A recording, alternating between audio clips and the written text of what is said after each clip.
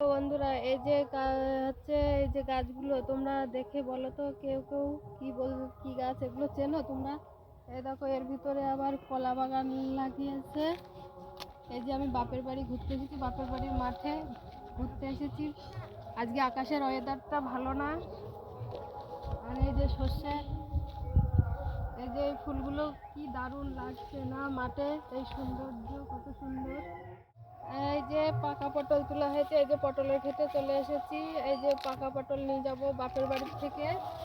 আর এই যে পটল ক্ষেত, এই পাকা পটলের শাঁস বের করব। এই যে পাকা পটল থেকে শাঁস বের করে বাড়ি যেয়ে রান্না করে খেতে হবে। আর এই যে কলাই গাছ আছে, এই যে কলাই। এই দেখো আবার চলে এসেছি আর এক সবজি খেতে। এই দেখো এগুলো কি বেগুন বলে যেন, ভাঙড় বেগুন। এই যে আর একই ক্ষেতের ভিতরে এই যে আছে, এগুলো মাকড়া বেগুন বলে, ছলি মাকড়া বেগুন আমাদের এখানে। বন্ধুরা তোমরা কি বলো সেটা তো জানিও এগুলোরে। এই যে বেগুন, আর এই যে আবার ঝাল আছে এই জায়গায়, ওই ঝালগুলো তো পেকে গেছে বন্ধুরা।